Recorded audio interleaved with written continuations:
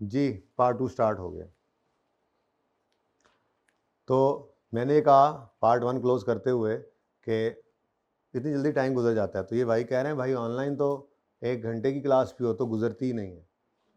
तो इसका मतलब है आप भी आ जाओ, जो आ सकते हो, जो नहीं आ सकते उनको मजबूरी है, उनके लिए तो अवेलेबल कर ही रहे हैं लेक्चर। यहाँ पे आओगे मैं पढ़ा लूँगा इंशाल्लाह, मैं जगा लूँगा इंशाल्लाह। जहाँ पे आपने खुद को रिलैक्स किया नहीं तो मारे नहीं गए, हो जाएंगे रिलैक्स इंशाल्लाह।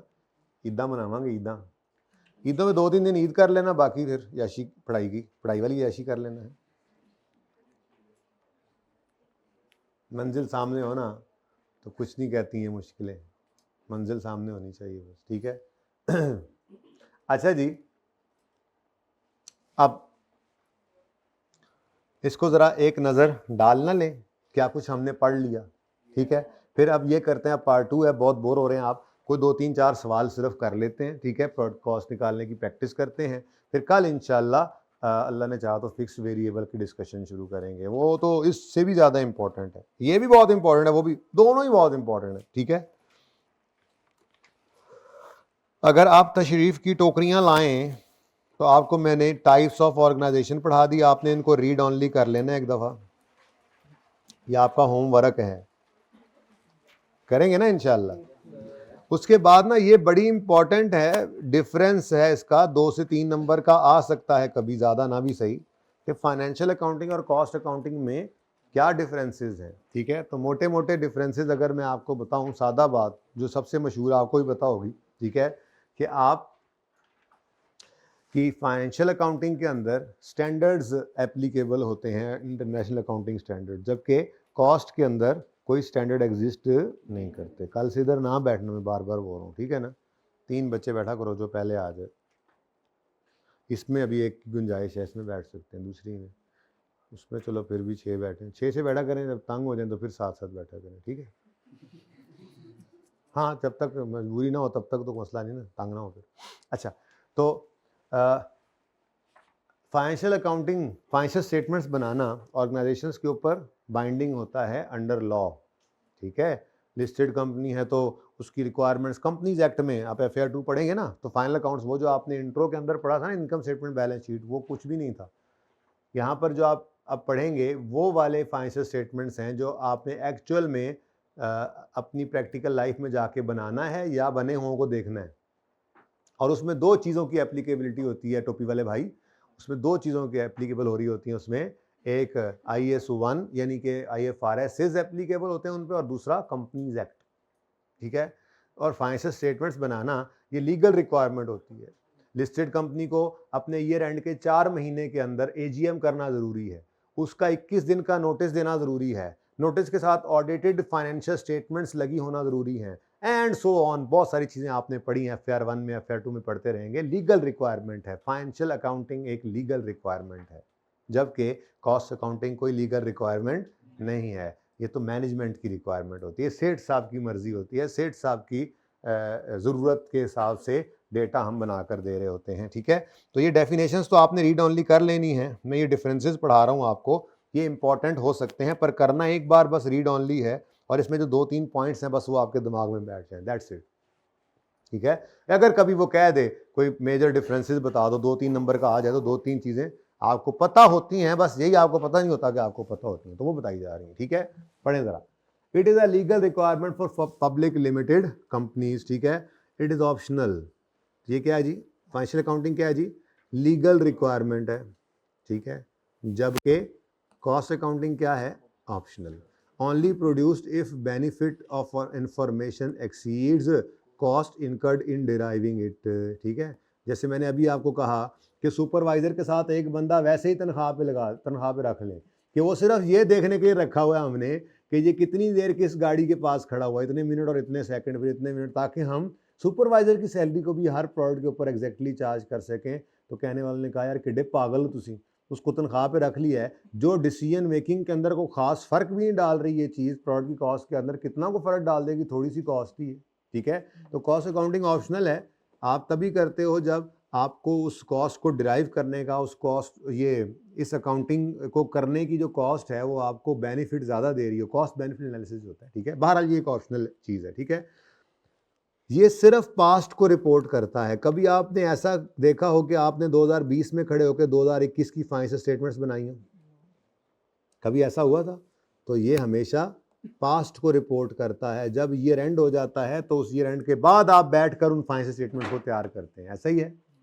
जबकि अब जो आप पेपर पढ़ रहे हैं इसमें आपने फ्यूचर को भी प्रोजेक्ट करना होता है। पहले एक अच्छा टॉपिक इसमें बजटिंग होता था, अब एमएफए में आई थिंक चला गया। तो बजटिंग का टॉपिक भी यही है। यहाँ पे भी डिसीजन मेकिंग जो आप बार बार सुन रहे हैं, डिसीजन मेकिंग में 45-50 दिन हमने लगाने हैं। उस सारे एरिया के अंदर आपने फ्यूचर को ही देखना है। डिसीजन मेकिंग होती है हमेशा फ्यूचर के लिए।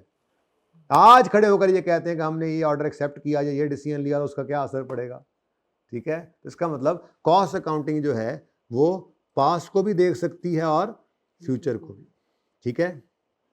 ओके, ये दो भी काफ़ी हैं, बहरहाल बाकी भी पढ़ ही लें, खैर है। अच्छा, पास्ट को देख रहा है फाइनेंशियल अकाउंटेंट जो है, और कॉस्ट अकाउंटेंट जो है वो फ्यूचर को भी देखता है और पास्ट को भी, ठीक है। सिर्फ एक्सटर्नल यूजर्स इसको यूज़ करते हैं। जो फाइनेंशियल स्टेटमेंट्स आप बनाते हैं वो शेयर होल्डर्स देखेंगे, वो गवर्नमेंट देख सकती है, वो इन्वेस्टर्स देख सकते हैं, ठीक है। लेकिन जो आपने मैनेजमेंट अकाउंट्स बनाए होते हैं ये आप किसी को नहीं देखने देते। तो ऑर्गेनाइजेशन में आप सब बंदों को नहीं देखने देते भाईजान। आपके ऑर्गेनाइजेशन में पता, आपके किसी एम्प्लॉय को शायद ही ये पता हो जो निचले लेवल के होते हैं कि आपको, जो हम मिसाल के तौर पे अगर हम ये एसी बना रहे हैं, गृह कंपनी हम, तो हमें एक एसी कितना हमें कॉस्ट करता है, ये शायद ही हमारे किसी निचले कैडर के हमारे एम्प्लॉय को पता हो। पता ही नहीं लगने देते, ये तो राज है, पता ही नहीं लगने देते, ठीक है। ये तो हमारा राज है। हमें कितने का एक पड़ रहा है, कंपैरेटर सुन ले इसको तो हमें फिर हमारी कुटाई लगा सकते हैं इस पर। पता लग जाए उनको इनकी इतनी कॉस्ट है, वो कंपेटिटर की कॉस्ट कम हो तो वो प्राइस वॉर में लेके जा सकता है। खैर बहरहाल हम इसको ऐसे नहीं हर किसी को बताते फिर। जो मैनेजमेंट अकाउंटिंग होती है, जो मैनेजमेंट अकाउंटिंग की जो रिपोर्ट्स होती हैं उसको सिर्फ और सिर्फ यूज करते हैं हमारे इंटरनल यूजर, यानी हमारी मैनेजमेंट। जो आपके फाइनेंशियल स्टेटमेंट्स हैं उनको एक्सटर्नल इंटरनल दोनों यूज करते हैं, लेकिन इनको सिर्फ इंटरनल यूज के लिए होंगी, तो ये use by only internal users. ये काफ़ी सारे इनके अंदर डिफरेंसेस हैं। मैंने तो आसान वाले निकाले थे कि वह गुजारा भी हो जाए, 2-4 और भी मुश्किल पड़े हुए थे जहाँ से ये उठाए थे, ठीक है, सही है। चले, IFRS, ये मैंने आपको पहले बताया था कि इन पर स्टैंडर्ड्स लगते हैं, ठीक है, जबकि no requirement to follow IFRS, ठीक है जी, सही है। यहाँ पे IFRS लगते हैं और कॉस्ट अकाउंटिंग में नो IFRS, ठीक है। ये बस प्रैक्टिसेस हैं, अपने बुजुर्गों से हमने सीखा, आपको सिखा रहे हैं, आप आगे अपने बच्चों को सिखाएंगे, ये नस्ल दर नस्ल चलता जा रहा है। ये ऐसे ही है कॉस्ट अकाउंटिंग, ठीक है। ओके, कुछ अंग्रेज बुजुर्ग थे, कुछ हमारे अपने बुजुर्ग थे, तो करते करते यहाँ तक हम पहुँचे हैं। तो ये प्रैक्टिसेस हैं, ठीक है, बड़ों की, बुजुर्गों की। Normally published annually, normally financial statements हैं वो एनुअल होती हैं, लेकिन कभी कभी सेमी एनुअली या क्वार्टरली भी होती हैं। लिस्टेड कंपनी के लिए ये रिक्वायरमेंट है, ठीक है। तो पब्लिश की जाती हैं एनुअली या सेमी एनुअली या क्वार्टरली, लेकिन जो कॉस्ट अकाउंटिंग है वो आपको कब कब करनी पड़ती है, जब सेठ साहब कहते हैं। वो आपकी प्रिपेयर होती है मंथली तो होती है लाजमी, मैनेजमेंट अकाउंट्स मंथली तो होते ही हैं ये, ठीक है। रिपोर्टिंग करवाई जाती है, बैठ के बोर्ड मीटिंग की जाती है, हाँ भी क्या चल रहा है, क्या नहीं चल रहा है, क्या हो रहा है। ये वीकली भी हो सकती है, ये डेली भी हो सकती है, ये कस्टमर वाइज भी हो सकती है, ये प्रोडक्ट वाइज भी हो सकती है, ये रीजन वाइज भी, जैसे मैं आपको कहा था प्रॉफिटेबिलिटी हम निकालते हैं, ठीक है, तो सही है ना। और फाइनेंशियल स्टेटमेंट्स का जो मकसद है वो सिर्फ फाइनेंशियल स्टेटमेंट्स ही बनाना है। पता ही है आपको, आप FAR 1 पढ़ के आए हैं, हर टॉपिक में एंड पे कहाँ पे जाते थे, चलो जी एक्सट्रैक्ट्स बनाए हम, जो भी पढ़ते थे एंड पे कहाँ पे जाते थे, PNL में क्या आना है, बैलेंस शीट में क्या आना है। अब FAR 2 में आप देखेंगे वही फाइनेंशियल स्टेटमेंट दोबारा बनेंगी, तो जो कुछ आपने आज तक पढ़ रखा इंट्रो FAR 1 FAR 2 में, नॉर्मली तो FAR 2 की एडजस्टमेंट आती है, बाकी तो बड़ी कॉमन सी होती हैं, वो सारी चीज़ें एडजस्टमेंट जो हैं वो आपके फाइनल अकाउंट्स के अंदर एडजस्ट होती हैं, बिल्कुल ऐसे ही जैसे इंट्रो के अंदर मैंने आपको शायद कल भी बताया था। आपने एक्रूवल पढ़ा, बैड डाउटफुल डेट पढ़ा और इसी तरह से डेप्रीसिएशन पढ़ा। ये जब टॉपिक्स पढ़ लिए तो फाइनल अकाउंट्स के अंदर और कुछ नहीं था, बस यही इकट्ठे हुए पड़े थे। और फाइनल अकाउंट्स तो वही था जो आपने बेसिक्स में पढ़ा था स्टार्ट में इंट्रो के अंदर, ठीक है। तो फाइनेंशियल स्टेटमेंट्स बनाना इसका मकसद है। फाइनेंशियल अकाउंटिंग का, और कुछ नहीं। अल्टीमेटली हमारी मंजिल, हमारी मेराज इस फाइनेंशियल अकाउंटिंग के अंदर फाइनेंशियल रिपोर्टिंग ही होती है, फाइनेंशियल स्टेटमेंट्स का प्रिपेयर करना ही होता है, ठीक है, एज पर स्टैंडर्ड्स और एज पर लोकल लॉ, ठीक है। जबकि कब्जे उल्टा बोला, प्रिपेयर किया जाता है for decision making, planning and control. ये कॉमन होना चाहिए था और ये पी छोटा होना चाहिए था, ठीक है। तो ये कॉस्ट अकाउंटिंग डिसीजन मेकिंग के लिए, प्लानिंग और कंट्रोल के लिए यूज की जाती है। इंपॉर्टेंट है लेकिन रीड ऑनली है। आप खुद देखो ना, एक बार आपने इसको देखा, आपके जहन में बैठ गई ये बातें, तो एक आध बार बस पढ़ लोगे तो इसको भी याद करना नहीं है, याद रखना है। ये वो आइटम है, ओके। याद करने वाले बहुत कम ही आइटम है कॉस्ट के अंदर, थेरी ना होने के बराबर ही आती है। और मैंने वो भी आपको बताया नॉर्मली वो थेरी कैसी होती है, जैसे पार्ट ए के अंदर डिसीजन मेकिंग का सवाल डाला और पार्ट बी के अंदर ऐसी कोई डिस्कशन मांग ली उसी से रिलेटेड, तो वो जितनी को ज़रूरत है वो चीज़ें लिखी हुई हैं यहाँ पे, ठीक है। बाकी आप बता सकते हैं जो वो पूछेगा अंग्रेजी के अंदर थोड़ा बहुत लिख के, बहुत कम आती है, एमसीक्यूज वैसे नहीं, ठीक है जी।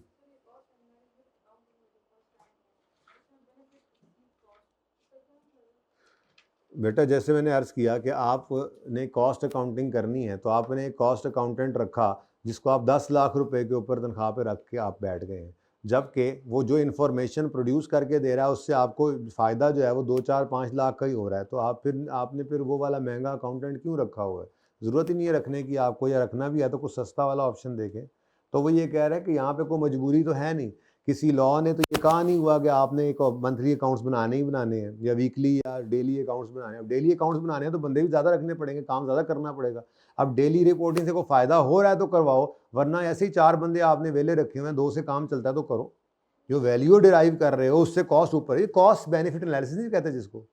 कोई भी काम आपने करना है बिजनेस के अंदर तो आप क्या किया करते हो? कॉस्ट बेनिफिट एनालिसिस करते हो कि हम कोई कॉस्ट इनकर तभी करेंगे जब उसका बेनिफिट उससे एक्सीड होता हुआ नजर आ रहा होगा, तो वही लिख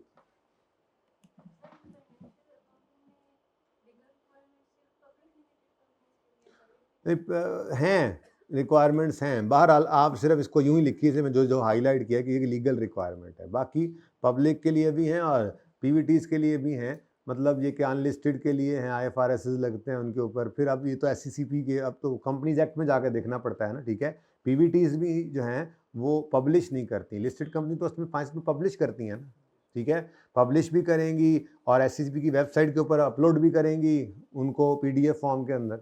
लेकिन पीवीटीज जो हैं वो जाके सिर्फ SCCP में रजिस्ट्रार को मेरे ख्याल में वो जमा करा देंगे, जमा उनको भी करानी पड़ती हैं। तो ये बहरहाल लीगल रिक्वायरमेंट है, इतना याद रखें बस, ठीक है। अगली बात लीगैलिटी के अंदर जाने की जरूरत नहीं कि कौन सी वाली को क्या ज़रूरत है, कौन सी वाली को क्या ज़रूरत है। जिसने भी बनाना है ये लीगल रिक्वायरमेंट को पूरा करने के लिए बनाना है, क्योंकि अगर आप समझ जाएंगे कुछ अरसे के अंदर, या अभी नहीं भी समझेंगे तो जब बड़े होंगे इंडस्ट्री में जाएंगे या अपना कारोबार करेंगे या अपनी फर्म बनाएंगे या इंडस्ट्री में कहीं जॉब भी करेंगे तो आपको पता लग जाएगा कि बिजनेस के इस्तेमाल की तो यही वाली फाइनेंशियल स्टेटमेंट्स होती हैं। ये जो मंथली अकाउंट्स आप बना रहे हैं, कॉस्ट अकाउंटेंट जो आप काम कर रहे होते हैं, ये कुछ होता है वो कुछ होता है। चले खैर छोड़े, वो बातें अब आहिस्ता आहिस्ता पता लगेंगी आपको। तो अगर लीगल रिक्वायरमेंट ना हो तो हम तो मैनेजमेंट अकाउंट्स के साथ ही काम चलाते रहे, हमें क्या ज़रूरत है कहीं और जाने की। टैक्स वाले कहते हैं हाँ भी फाइनेंशियल स्टेटमेंट ऑडिटेड बताओ, तो प्राइवेट कंपनीज को भी टैक्स वाले कहते हैं ऑडिटेड फाइनेंशियल स्टेटमेंट दो। अब टैक्स वाली रिक्वायरमेंट आ गई, अब SCP की रिक्वायरमेंट नहीं भी है तो FBR ने पकड़ लिया हमें, इनकम टैक्स ऑर्डिनेंस आगे आ गया।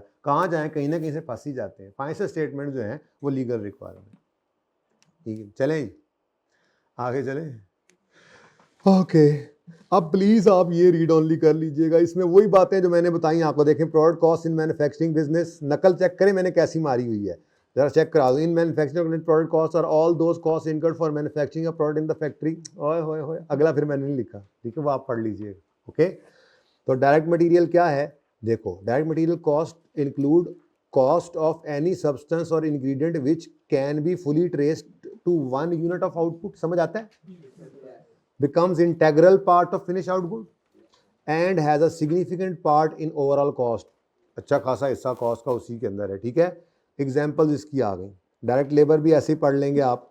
और FOS में कहते हैं जी ऑल एक्सपेंसेस और ऑल फैक्ट्री एक्सपेंसेस और मैन्युफैक्चरिंग कॉस्ट जो कि other than direct material direct labour हैं, वो कलेक्टिवली FOH कहलाती हैं। इनको प्रोडक्शन ओवरहेड्स भी कहते हैं। ये असल में इंपॉर्टेंट बात, ज़्यादा समझ तो आ गया, ज़्यादा इंपॉर्टेंट बात ये है, ये जो अदर नेम्स नहीं लिखे हुए, ठीक है, ये पता होने चाहिए आपको, वरना मारे जाते हैं आप।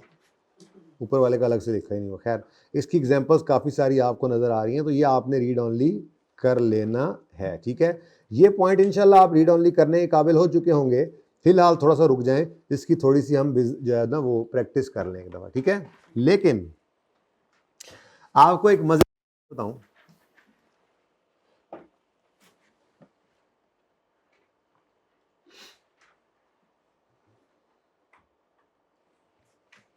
एक बात छोटी सी और यहाँ पे और भी करता चलूँ। मैंने आपको कहा था ना कि सबसे पहले हमारा क्या पर्पज़ है, कॉस्ट निकालना और फिर उससे सेल प्राइस निकालना। तो अगर मैं बात करूँ आपसे, सवालों पे जाने से पहले ये आखिरी बात कर ही लेना, computation of sale price in a manufacturing business अगर आपने करना हो तो ये मैं आपको बताऊं, ये आपको पहले से ही पता है। सेल प्राइस आपने निकालनी है तो मैं आपको बता रहा हूं कि आपको ये पता है कैसे निकालते हैं जी। C plus P is equal to S, याद है? सेल प्राइस कैसे निकलती है? कॉस्ट प्लस, तो ये तो आपको पता है, ठीक है, कॉस्ट प्लस, ठीक है। अब बस अगली बात जो है वो आपको मैंने अभी अभी पढ़ाई है कि कॉस्ट के अंदर क्या होगा, प्रोडक्ट कॉस्ट होंगी और पीरियड कॉस्ट होगी। समझ आई बात की? अच्छा, प्रोडक्ट कॉस्ट के अंदर क्या कुछ होगा, direct material cost, direct labour cost और एफओएच की कॉस्ट, ठीक है जी। अच्छा, और पीरियड कॉस्ट में क्या होता है जी, सेलिंग, एडमिन और फाइनेंस कॉस्ट, ठीक है। तो बस ये कहानी खत्म हो गई। अब आपके सवाल यही होंगे, या आपसे कहेगा वो कॉस्ट निकाल दो, या कहेगा सेल प्राइस निकालो, तो सेल प्राइस निकाल दिए तो कॉस्ट के अंदर क्या ऐड कर दोगे, प्रॉफिट। बस मैं आपको ना ये जरा इस फॉर्म में लिखवाना चाह रहा था ये फॉर्मूला, ठीक है। करेंगे हम इसको टेबुलर फॉर्म में ही, लेकिन जरा ये याद हो जाए ना, ठीक है, कि direct material cost plus direct labour cost plus FOH की कॉस्ट, ये तीनों कॉस्ट मिलकर प्रोडक्ट कॉस्ट बनती हैं, ऐसे ही है। और बोलो, अब इनमें ये दो जो है ना, ये दो को हम कहा करते हैं प्राइम कॉस्ट। ये क्या कहलाती हैं जी, प्राइम कॉस्ट, ठीक है। और अगर इनको मैं इकट्ठा करूं, इनको इकट्ठा करूं, नाम शाम पहचान रहे हैं ना हम, ठीक है। अगर मैं इनको इकट्ठा करके बोलना चाहूं तो ये दो इकट्ठे करके बोले जाते हैं, इनको कहा जाता है कन्वर्जन कॉस्ट। क्या कहा जाता है जी, यानी मटेरियल के ऊपर कन्वर्ट, मटेरियल को रॉ मटेरियल को फिनिश गुड में कन्वर्ट करना हो तो कौन कौन सी दो ताकतें लग रही होती हैं, लेबर या ओवरहेड्स ही है, ठीक है। तो ये जो ब्लू वाला डिब्बा है इसको हम कन्वर्जन कॉस्ट कहते हैं। मैंने कहा ये ना हो पर्चे के अंदर लिखा हो कन्वर्जन कॉस्ट, पता ही ना हो ये क्या बला होती है, ठीक है। अच्छा, ये तो आपकी दोनों मिलकर क्या बन जाती हैं, ये दोनों मिलकर क्या बना करती हैं आपकी प्रोडक्ट कॉस्ट, या ये तीनों कह लें, जैसे तीनों बोला था, तो ये क्या आ गई आपकी प्रोडक्ट कॉस्ट, ठीक है जी। इसके अंदर आपने क्या ऐड किया था जी, selling cost plus admin cost plus जी फाइनेंस कॉस्ट। लेकिन मैं निकालने क्या चला हूं बेटा जी, तो अभी सेल प्राइस नहीं निकली, ये तो अभी मेरे पास क्या आई हैं, ये तो मेरे पास अभी पीरियड कॉस्ट इकट्ठी हुई हैं। प्रोडक्ट कॉस्ट और पीरियड कॉस्ट तो इकट्ठी हो गई। देखो, आपने जो प्रॉफिट कमाना होता है ना बेटा, उसमें ये ना समझना कि सिर्फ प्रोडक्ट जो बनाई है उसको बनाने की कॉस्ट अगर आप माइनस कर दें सेल में से तो आपका प्रॉफिट है। ये बाकी भी तो खर्चे आपके बिजनेस के ही हैं। ये सेलिंग, एडमिन, फाइनेंस कॉस्ट भी आपके बिजनेस की ही हैं। अगर आप प्रॉफिट की फिगर तक पहुंचना चाहते हैं तो वो सेल प्राइस आप फिक्स करें जो आपके प्रोडक्शन की कॉस्ट को भी जो है वो पूरा करे, और आपकी नॉन प्रोडक्शन कॉस्ट, जिनको पीरियड कॉस्ट, इनको नॉन प्रोडक्शन कॉस्ट भी कहते हैं, इनको भी पूरा करें, तब आप प्रॉफिट में पहुंचोगे। ये तो नहीं कि आपने 150 की चीज बनाई, 200 की बेच दी, 50 का प्रॉफिट है पर यूनिट। ये बाद में पता लगा कि सेलिंग, एडमिन, फाइनेंस कॉस्ट तो निकाली थी, जब उनको लेकर गए आप तो आप लॉसेज में चले गए। कर ली डिसीजन मेकिंग, हो गया कारोबार, कर ली मोहब्बत। हैं, तो ये ऐसे नहीं चलेगा। सारी कॉस्ट ऐड करोगे, उसमें फिर प्रॉफिट का मार्जिन, प्रॉफिट का रिक्वायर्ड प्रॉफिट को ऐड करोगे, तो वो टारगेट आपके पास सेल प्राइस आएगी जिसको आपने लेकर चलना है। तो ये क्या है जी, पीरियड कॉस्ट। तो एक चीज अभी इसमें रहती है, सेलिंग प्राइस तक जाना है तो वो क्या है जी, प्रॉफिट। तो प्रॉफिट को ऐड कर देंगे। तो ये जनाब आपकी एक इक्वेशन बनी जो मैंने आज आपको पढ़ाया है, बस इतनी ही बात पढ़ाई है अभी तक। ठीक है जी बेटा। बेटा जो आपकी फैक्ट्री का एडमिन मैनेजर, आपके बिजनेस के अंदर जो एडमिन मैनेजर है, ठीक है, या आपके बिजनेस में जो आप लोग होंगे, किसने पूछी एग्जांपल? बेटा आपने जब किसी भी ऑर्गेनाइजेशन में जाके बैठना है तो आप कौन है? फैक्ट्री के मजदूर हैं। अच्छा, आप क्या सेल्स डिपार्टमेंट के लोग होंगे? अच्छा, एचआर वाले होंगे क्या? नहीं। तो फिर आप कौन होंगे? एडमिन एंड अकाउंट्स वाले, यही होते हैं। ऐसे ही आप हो गए, एडमिन वाले हो गए, ये सब एडमिन की कॉस्ट ही हैं। आपको जो गाड़ी मिलेगी उसकी डेप्रिसिएशन, बिजनेस की अगर नाम पे है उसकी डेप्रिसिएशन एडमिन का खर्चा। और अगर ये खलील भाई जो है, ये अगर सेल मैनेजर हैं तो इनको जो गाड़ी मिली होगी उस गाड़ी की डेप्रिसिएशन वो सेलिंग एक्सपेंस। और अगर मैं फैक्ट्री मैनेजर हूं तो मुझे जो गाड़ी मिली होगी तो मेरी उस गाड़ी की डेप्रिसिएशन जो है वो एफओएच। आपको जो सैलरी मिलेगी वो सेलिंग एक्सपेंस। भाई ये खलील को जो सैलरी मिलेगी वो एडमिन एक्सपेंस। मुझे जो सैलरी मिलेगी वो फैक्ट्री का खर्चा। डायरेक्ट इनडायरेक्ट देख लेना खुद ही, मतलब डायरेक्ट है या इनडायरेक्ट, बात समझ आ रही है? ठीक है। और भी एक चीज याद आई थी अच्छी वाली। क्या आपका सवाल क्या था? हाँ, एडमिन कॉस्ट में कोई और एग्जांपल भी ज़हन में आई थी, चलो छोड़ो। हाँ, आपने कह दीजिए मैंने तो जाना ही नहीं है इंडस्ट्री में, मैंने तो अपनी फर्म बनानी है। तो मैं कहूँगा ठीक है, आप फर्म बनाएंगे, आप ऑडिट पे जाएंगे। आप ऑडिट पे जाएंगे तो क्लाइंट आपको ऑडिट फी पे करेगा, टैक्स कंसल्टेंसी पे करेगा। तो ये भी कौन सा खर्चा है आपके बिजनेस का? बिजनेस का कौन सा खर्चा होगा? ना ये प्रोडक्शन का खर्चा है ना सेलिंग का खर्चा है, ये भी क्या है? एडमिन। कुछ गुजारा हुआ? ठीक है। तो हर वो खर्चा जो सेलिंग डिपार्टमेंट का नहीं है, जो फैक्ट्री का खर्चा नहीं है, जो बैंक के लोन के इंटरेस्ट से रिलेट नहीं करता, लेकिन इधर आ जाया करेगा वो, हेड ऑफिस के रिलेटेड खर्चे होते हैं नॉर्मली। इसके अंदर हेड ऑफिस रिलेटेड सारे खर्चे एडमिन के अंदर आते हैं। ठीक है। नहीं, रेंट डिपेंड करता है किस चीज का है। फाइनेंस कॉस्ट में तो कभी भी नहीं जा सकती ना। आपकी फैक्ट्री के, आपकी अगर आपकी ये फैक्ट्री की बिल्डिंग, किसने पूछा? अगर आपकी फैक्ट्री की बिल्डिंग किराए पे है तो इसका रेंट एफओएच। अगर आपने सेल शोरूम जो लिया हुआ है वो किराए पे लिया हुआ है तो ये सेलिंग एक्सपेंस। और अगर आपने हेड ऑफिस किराए की बिल्डिंग बनाया हुआ है तो ये रेंट एडमिन। डिपेंड करता है ये कौन सा खर्चा है, रेंट कौन सी वाली जगह से रिलेट करता है। ठीक है, चलने दोगे? अच्छा, ओके जी। पिक्चर शिक्चर वाले खवातीनों हजरात तवज्जो फरमाएं, पिक्चर ले लें। अब इस पिक्चर के बाद ना जी,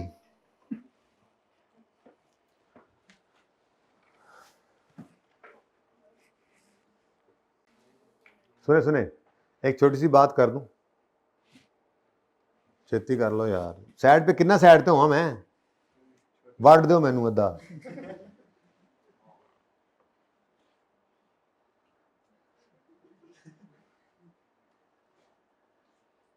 मैं तो समझ रहा सी इस पासे आ ही हो तुसी। अच्छा जी सुने, आप ये तो है मैन्युफैक्चरिंग बिजनेस। अगर मैं कहूं कि ये ट्रेडिंग बिजनेस हो तो क्या फर्क पड़ेगा?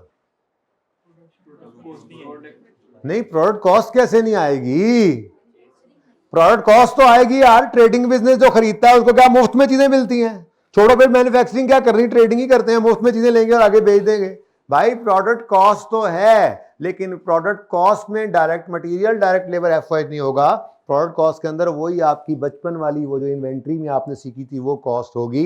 Purchase price less discount and rebates plus non refundable taxes plus all directly attributable cost. यहां से किसी ने बोला था कैरेजिन, किसने बोला था कैरेजिन? किसने बोला था? ये कैरेजिन आपकी प्रोडक्ट की कॉस्ट का पार्ट बनेगा। प्रोडक्ट कॉस्ट होगी वो। कौन सी कॉस्ट होगी? तो ट्रेडिंग बिजनेस होगा तो प्रोडक्ट कॉस्ट क्या होगी? परचेज प्राइस और directly attributable cost. Manufacturing business होगा तो प्रोडक्ट कॉस्ट क्या होगी? Material, labour, overhead. ओके, के नो के? ओके तो इधर देखो जी, ये आगे भी आ रहा है, ये भी आपने पढ़ना था ना, फंस गया असल में ये सिर्फ मैंने पेंडिंग किया, ये भी 2-3 सवाल करूंगा तो ये पढ़ने के काबिल हो जाएंगे। अभी करते हैं 1-2 सवाल अभी करता हूँ, छोटे छोटे तैयार हो जाएंगे इसके लिए भी, ठीक है। फिलहाल मैंने ये पढ़ाया product cost in trading business के अंदर, all those costs that are incurred to purchase goods and expenses incurred in bringing such purchase goods to present business location। Example इसके अंदर क्या है, परचेज कॉस्ट आ गई, carriage inward, transportation, non refundable taxes, वही जो आपने पढ़ा हुआ है वही वाली चीज है, ठीक है, परचेज कॉस्ट है, ओके। और पीरियड कॉस्ट इसके अंदर भी सेम ही होंगी वही, ठीक है। तो आपने ये एग्जाम्पल्स पढ़ लेनी है। पीरियड कॉस्ट जो है ना ये अलग से लिखी है, देखो इधर मैंने क्या हेडिंग बन रही है, ये क्या है जी, प्रोडक्ट कॉस्ट, मैन्युफैक्चरिंग बिजनेस की मटेरियल लेबर ओवरहेड, और ट्रेडिंग बिजनेस की परचेज प्राइस और डायरेक्टली एट्रिब्यूटेबल कॉस्ट। ये क्या चीज है, प्रोडक्ट कॉस्ट और पीरियड कॉस्ट दोनों की सेम है, ठीक है। तो इसीलिए आपके पास एक खूबसूरत सी तस्वीर यहां पर आपको मिलेगी। ये तस्वीर ऐसे ही ये पिछली से पिछली बार ना मैंने बनाई थी बच्चों के लिए, तो फिर मैं कहा हर बारी कौन बनाया, ख्याल आ गया उस वक्त, वो ख्याल में नोट्स में डाल गया। बाकी हर दफा बन रहा है, आपके एक और ख्याल आएगा तो वो भी नोट्स में ऐसे ही डाल जाएगी, तो बस मैंने वो पिक्चर लेकर इसमें पेस्ट कर दी थी। तो आप ये देख लें, वही वाली बात है, थोड़ा उलट लिख दिया है, पहले ऊपर लिख दिया। चले खैर, मैन्युफैक्चरिंग बिजनेस में direct material, direct labour, FOH है, ये प्रोडक्ट कॉस्ट है, और पीरियड कॉस्ट है, टोटल कॉस्ट बन जाएगी। और ट्रेडिंग बिजनेस है तो प्रोडक्ट कॉस्ट में परचेज कॉस्ट और डायरेक्टली एट्रिब्यूटेबल एक्सपेंसेस आ गए, और बाकी पीरियड कॉस्ट वैसे ही आ गए। अब ये पता होना बहुत जरूरी है कि आप कहाँ पे खड़े हैं, वो आपसे क्या पूछ रहा है, यही तो मसला है सीएमए के अंदर। हो सकता है वो आपसे पर्चे के अंदर पूछे प्रोडक्ट कॉस्ट निकाल दो, पर यूनिट कॉस्ट निकाल दो, पर यूनिट प्रोडक्ट कॉस्ट निकाल दो, तो आपको पता होना चाहिए कि इन 3 की बात हो रही है। और अगर वो कहता है पर यूनिट टोटल कॉस्ट निकाल दो, पता होना चाहिए ये भी ऐड करना है। और अगर आपको वो कहे कि आप सेल प्राइस निकाल दो, तो ये सारी cost plus profit is sale price, पता होना चाहिए आपको खड़े कहां पे हैं, वरना मार पड़ेगी। तो ये बेसिक्स हैं, असल में पता होना चाहिए ना। बुनियाद नहीं होगी तो फिर किस पे खड़े करेंगे बिल्डिंग ऊपर, आप हवा में तो नहीं ना खड़ी होगी, वो तो अल्लाह वाली छत है जो हवा में खड़ी है हमारे लिए, ठीक है। समझ आई बात की? तो ये बड़ा कीमती आपके लिए एक टेबल है, ठीक है। अब इससे आगे देखें, ये सारा आपने पढ़ लेना है, ये भी पढ़ लेना है, ये सारे, ये भी मैं भी करवा 2 सवाल तो ये पढ़ने काबिल हो जाएंगे, मैं कल पढ़ा दूंगा, मुझसे पूछ लेना, ठीक है, याद कराना, ये मैं कल पढ़ा दूंगा, ये इतना इंपॉर्टेंट नहीं, आप पढ़ोगे तो ये अब सारा पढ़ लेना है। अगली बात क्या है, बहुत इंपॉर्टेंट बात है अगली, फिक्स्ड और वेरिएबल, वो इंशाल्लाह कल करेंगे, ठीक है जी। ये प्रोडक्शन है, ये नॉन प्रोडक्शन है, यहां प्रोडक्शन हम करते ही नहीं है, ये परचेज कॉस्ट है, ये नॉन, ये जो है वो सेलिंग एडमिन कॉस्ट, क्यों कहना चाहिए?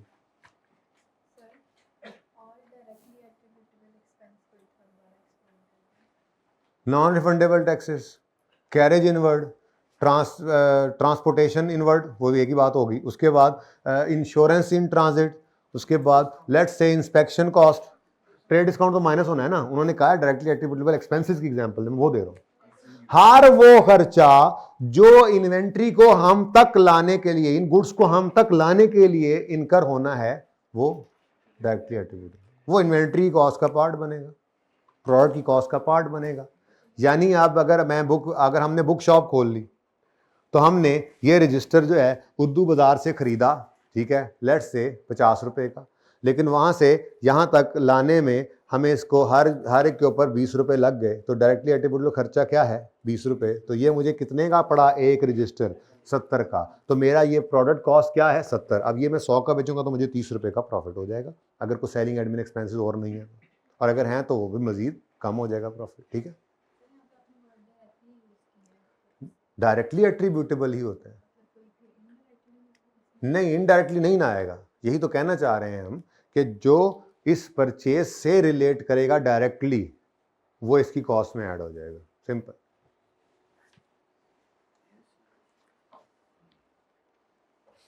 बंद करो मुंह, समझ नहीं आ रही, जागते रहना, साढ़े दिन रहना।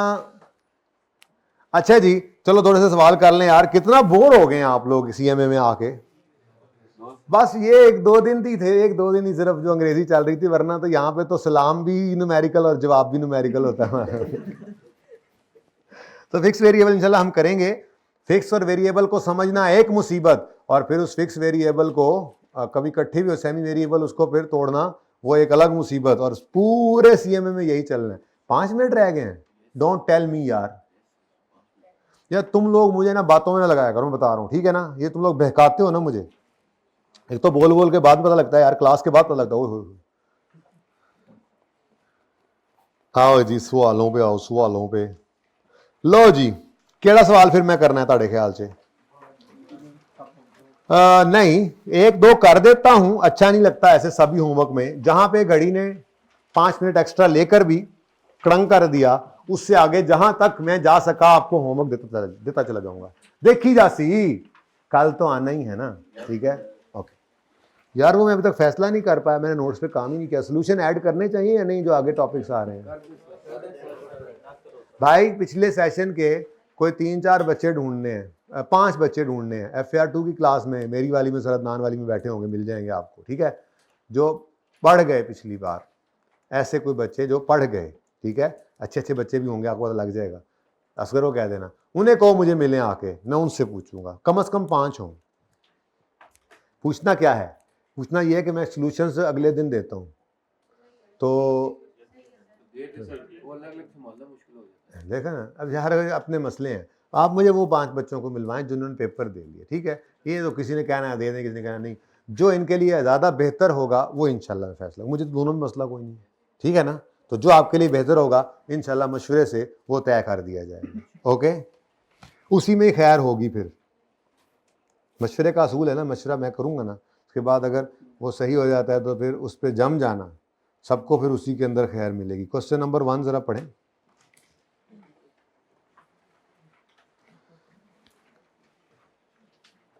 हाथ खड़ा करें वो बच्चे जिन्होंने पहले रिक्वायरमेंट वो पढ़ा। अच्छा, वो बच्चे हाथ खड़ा करें जो अभी पहुंचे नहीं, कहाँ पे जाने हैं हमने। मैं थोड़ा जल्दी पूछ गया, सॉरी। चलें, तो हाथ खड़ा करें वो बच्चे जिन्होंने पहले रिक्वायरमेंट को पढ़ा, और वो हाथ खड़ा करें जिन्होंने पहले अल्फा कंपनी लफ्ज़ को पढ़ा और पढ़ना शुरू किया। पहले रिक्वायरमेंट पढ़ा करें, ओके। पता तो लगे करना क्या है इस सवाल में, ठीक है। रिक्वायरमेंट है कैलकुलेट टोटल प्रोडक्शन कॉस्ट, का मतलब direct material, direct labour, FOH, selling expense, admin expense. सोटी किधर है? सोटी इधर रखी हुई थी मैंने। प्रोडक्शन कॉस्ट, प्रोडक्शन कॉस्ट में सेलिंग एडमिन कहां से आ गया? जो मैं बोलूंगा हाँ करोगे, अल्लाह ने अकल नहीं दी हुई है, होश करो। सोटी नहीं ना रही आज, यहां सोटी पड़ी थी, कहां गई यार? उस तरफ पड़ी नहीं, वो नहीं यार, मैं सिर पाड़ना है ना, हद हो गई यार। डराने के लिए वो रखा हुआ है, लग भी जाए थोड़ा तो खैर है। इतना मोटा वो कह रहे हैं वो डालो, वो पता नहीं क्या दरवाजे में लगने वाला।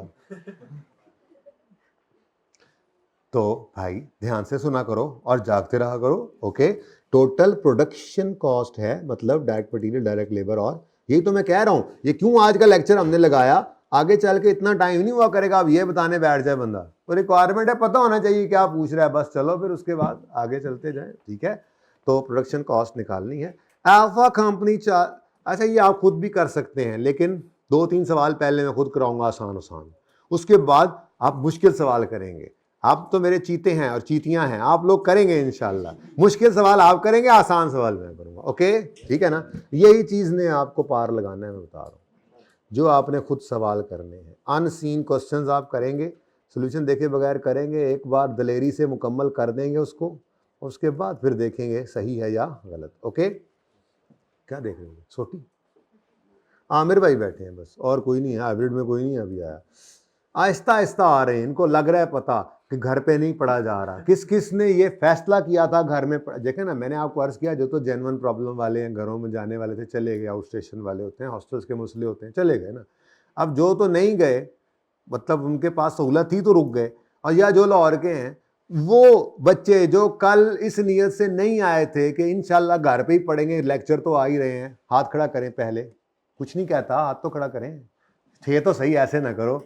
लेकिन कल पढ़ने के बाद अंदाजा हुआ इन तिलों में तेल नहीं है, चले ही जाने हैं, ऐसे थे नहीं पढ़ा जाना। हाथ खड़ा करें, ऐसे कितने बच्चे हैं? अब मानने वाले 2-3 हैं, असल में ज्यादा ही हैं, ठीक है। तो बाकी भी जो सुन रहे हैं मेहरबानी करें आ जाएं, अब कोई बात नहीं है, जिद ना पकड़ें, ठीक है। फायदा आपका ही है, ओके। तकरीबन 15 लेक्चर्स मिनिमम 15 लेक्चर्स हमारे हैं ईद से पहले, तो ये बहुत ज़्यादा होते हैं, कम नहीं होते हैं। बेसिक्स और एफओएच का चैप्टर इसमें हो जाएगा, और एफओएच का सवाल भी इस दफ़ा नहीं आया ना, मैंने आपको कल बताया था। Very important. Okay, alpha company produces chargers, डड्डू वाले चार्जर्स, डड्डू चार्जर्स प्रोड्यूस करते हैं, डड्डू चार्जर प्रोड्यूस करते हैं cost accountant of the company, यानी कि एक डड्डू जो है आप में से कोई इस तरह का होगा, ठीक है। Determine that company spend 12 million on direct material cost, 2 million on direct labour cost and 8 million of factory. यार ये कोई सवाल है? टू कंप्लीट 1000 चार्जर्स, 10,000 चार्जर्स, ठीक है। तो calculate total production cost of chargers. अच्छा, अब एक काम कर लेते हैं, हम एक छोटा सा फॉर्मेट बना लिया करूंगा मैंने टोटल प्रोडक्शन कॉस्ट निकालनी है ना, ज़रूरी नहीं है फॉर्मेट ऐसे, बस ठीक है, एक तरतीब पे ही सारे सवाल अब करते जाएं ना, तो बस ये ज़रा इस तरह से याद हो जाता है कि टोटल प्रोडक्शन कॉस्ट है, तो इसके अंदर 3 चीज़ें होनी चाहिए, डायरेक्ट मटीरियल, डायरेक्ट लेबर और एफओएच। तो रुपीज़ इन 1000 कर लूँ अगर आपकी इजाज़त हो तो, ठीक है। अब प्रोडक्शन की कॉस्ट के अंदर है, उसने कह दिया टोटल कॉस्ट है, तो टोटल निकाल दो यार, मांगी भी उससे टोटल प्रोडक्शन कॉस्ट है 10,000 चार्जर्स पर कितना डायरेक्ट मटेरियल लगता है, 12 मिलियन, 12,000। तो डीएम कॉस्ट, ये डिप्टी मैनेजर नहीं होता, डायरेक्ट मटेरियल होता है, डायरेक्ट हवलदार जी, डायरेक्ट मटेरियल कॉस्ट कितना, 1000 में आ गया ना, ठीक है। Direct labour cost to produce 10, total production cost है ऑफ 10,000 चार्जर्स, 10,000 डड्डू चार्जर्स की टोटल कॉस्ट है, ठीक है। डायरेक्ट मटेरियल, डायरेक्ट लेबर 2000, और डायरेक्ट और ये 8000 का क्या है जी, एफओएच, ठीक है जी। तो डायरेक्ट लेबर 2000 और एफओएच की कॉस्ट 8000 ही है ना, तो टोटल कॉस्ट क्या हो गई भाई, 22,000। ये क्या आ गई आपकी टोटल प्रोडक्शन कॉस्ट। सवाल में उसने यही रिक्वायर किया था, मजा नहीं आया। इसमें ऐड करो and cost per charger, calculate total production cost of chargers, calculate total production, total and per unit production cost of chargers, ठीक है। टोटल यहां पे ऐड कर लो एंड आगे ही लिख लो यार, आपको हो गई है क्या, total production charger, production cost of chargers and per unit cost per unit of chargers and per unit cost, ठीक है जी। अब कैसे निकालोगे पर यूनिट कॉस्ट, चाहिए हो सकती है ना, तो आपने अगर पर यूनिट कॉस्ट, पर चार्जर कॉस्ट, चार्जर ही है ना एक यूनिट, पर चार्जर कॉस्ट निकालनी है, तो पकड़ो इस 22,000 को, डिवाइड कर दो इसको 10,000 से। अगर 10,000 से किया तो गड़बड़ कर जाओगे, अब लाइक विद लाइक चलना है। अच्छा, ये भी बड़ी इंपॉर्टेंट छोटी सी बात थी, क्योंकि तकरीबन हर सवाल में मैं आपको जो जहां पे डेटा ज्यादा होगा मैं आपको राउंडिंग पे चलाऊंगा, जो कि वैसे मसला समझाता है कॉस्ट के चैप्टर पेपर में, लेकिन कोई नहीं, पहले दिन से आदत डाल लेंगे ना, जहां पे मसला होगा वहां पे नहीं करेंगे, ऐसे मसला होता नहीं है, टाइम बचता है ना इससे। तो 1000 में अगर आपने रुपीज का डेटा रखा हुआ है, तो नीचे मिसाल के तौर पे ये तो है ना 10,000 था, तो मैं कह रहा हूं 10 कर दो, ठीक है। अगर ये मिसाल के तौर पे 1000 में चल रहा होता और 5000 होता तो किससे डिवाइड करते, 5 से 2.5। और अगर ये मिसाल के तौर पे 3500 यूनिट्स की टोटल कॉस्ट है तो क्या करते, 22,000 डिवाइड बाय 3.5, मतलब समझ आ रहा है। तो अगर 1000 में डेटा है तो यूनिट्स को भी 1000 में कन्वर्ट कर लो, अगर आपने 10,000 से डिवाइड किया तो कॉस्ट पर यूनिट गलत आ जाएगी। अगर 10,000 लेना है तो फिर 22 मिलियन लिख लो, तब भी आंसर सेम होगा, ठीक है। बताओ जी, कॉस्ट पर डड्डू चार्जर कितनी है, 2200 पर यूनिट, ठीक है जी, रुपीज 2200 पर चार्जर। यार ये असल में ना ऊपर वाले को यूं टोटल में डबल अंडरलाइन कर दूं, उसकी वजह ये है कि ऊपर रुपीज इन 1000 मैंने लिखा हुआ है ना। तो लो जी, कॉस्ट पर चार्जर आ गई हमारे पास, पर चार्जर कॉस्ट है रुपीज 2200, ठीक है जी, ओके। क्वेश्चन नंबर, अच्छा देखो कोई बात नहीं है, कभी कभी ऐसा होता है ज़िंदगी में, आपको ऐसे जो है वो मकाम पे आ जाते हैं आपके, बस इतना सा करा के उस्ताद ने कहा होता है बस ठीक है अब हो गया, कॉन्सेप्ट दे दिया, आप जानो आपका काम। और पर्चे में इसके दादा के बराबर सवाल आ जाए, जैसा सवाल आपने क्लास में किया हो, तो क्या करेंगे? छोड़ाएंगे? फाइट करेंगे ना भाई। ऐसे ही फाइट आपने आज करनी है। क्वेश्चन नंबर 2 के अंदर, क्वेश्चन नंबर 2, आज क्या डेट है? होमवर्क 13 मार्च 5 होमवर्क आ गया 13 मार्च 5 का, और ये होमवर्क नंबर 1 है। बस होमवर्क ही लिख दिया ना, क्योंकि मैं ये कॉपी पेस्ट करने लगा हूँ। कुछ सवाल बड़े मुश्किल भी होंगे, आपने घबराना नहीं। तुंदिए बादे मुखालिफ से आप नहीं घबराते, आप तो उकाब हैं कि जहाज़ हैं? आप उकाब हैं, जहाज़ नहीं है। Question number 3, hush puppies. Question number 4, मैं मार्क्स भी नहीं लिख रहा, टाइम बाउंड भी नहीं कर रहा, आज याशी कर लो जो करनी है, ठीक है?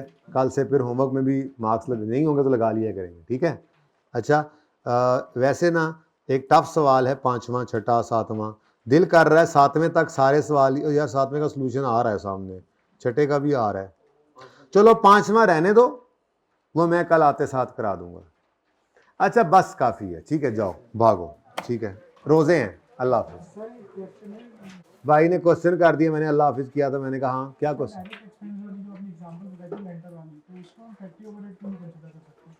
क्योंकि वो डायरेक्टली एक यूनिट पर बताया। भाई का सवाल है कि जो आपने मिसाल दी थी, मकान के अंदर डायरेक्ट एक्सपेंस आया था लेंटर के लिए 50,000 किराया, तो उसको FOH क्यों नहीं कह रहे?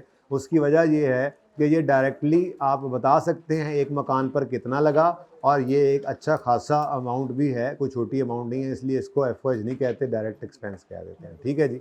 ओके जी, अल्लाह हाफिज़। यार एक मिनट, अल्लाह हाफिज़। मैं जब कर दिया करूं तो कोई सवाल ना किया करें, अगर सवाल रेलेवेंट है मेरे इस पेपर आज की लेक्चर से या CMA से, तो वो अल्लाह हाफिज़ से पहले पहले रोक दिया करेंगे। और अगर कोई इररेलेवेंट बात है तो जब मैं अल्लाह हाफिज़ कर लूँ और वो कैमरा बंद हो जाए फिर किया करो, क्योंकि ऑनलाइन वाले बच्चे को ये लगता है कि कुछ सवाल मेरा मिस हो गया, ठीक है? तो कोई सवाल है? क्या है, पूछो। सर अगर ये जो ठेकेदार है सर वो एक दिन की नहीं है, ठेकेदार है ही नहीं, और सवाल नहीं। अच्छा बोलो। सर वो अगर जनरेटर लाता है सर एक दिन के लिए, सर उसकी जो कॉस्ट होगी वो FOH में आएगी या डायरेक्ट एक्सपेंस में आएगी? डायरेक्ट एक्सपेंस में डाल दें, अगर बहुत ज़्यादा है, अगर थोड़ी सी है तो FOH में डाल देना। और बताओ। अल्लाह हाफिज़।